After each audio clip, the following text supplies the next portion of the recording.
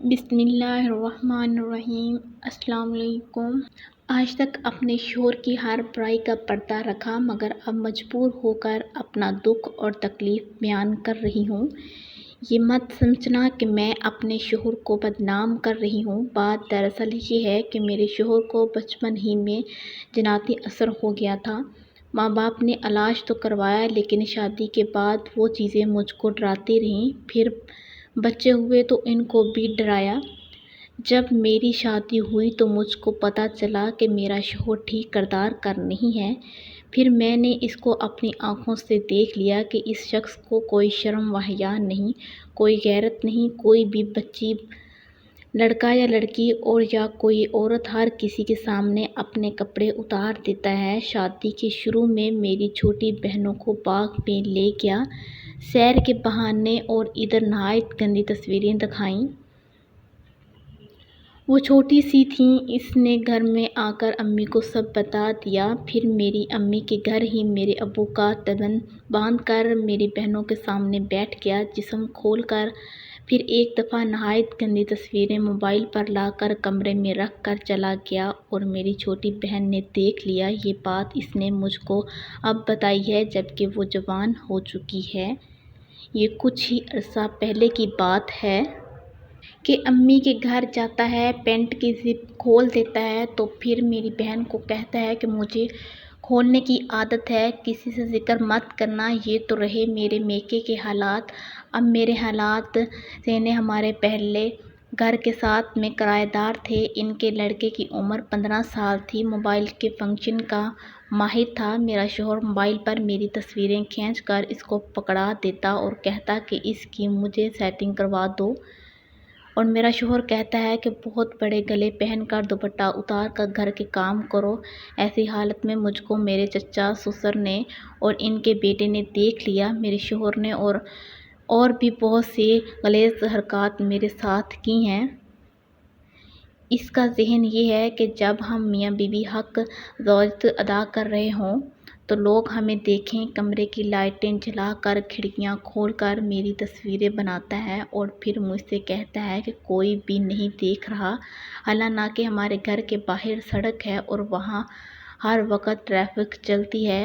ہمارے رشتہ دار اور کرایہ دار بھی تھے، انہوں نے بھی مجھ کو دیکھا۔ میرے شوہر کو ذرا سی بھی غیرت نہیں آئی، بلکہ جنگلے کے نیچے کھڑا ہو کر میری تصویریں بناتا رہا، اور میری 3 سال کی بچی بھی مجھ کو دیکھ رہی تھی۔ یہ میں نے آپ کو کافی عرصے پہلے کے حالات بتائے ہیں، اور اب میری 5 بیٹیاں ہو چکی ہیں۔ ابھی بھی میرا شوہر اپنی حرکتوں سے باز نہیں آیا۔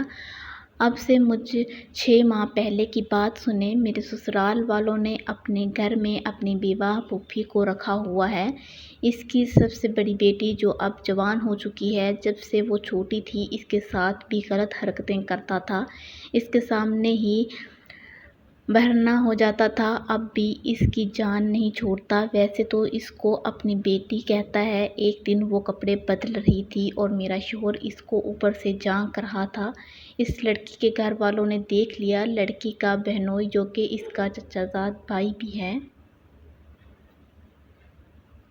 اس کے سامنے اس نے قرآن اٹھا لیا کہ قسم سے میں نے اسے نہیں دیکھا۔ پہلے ہم جس گھر میں رہتے تھے،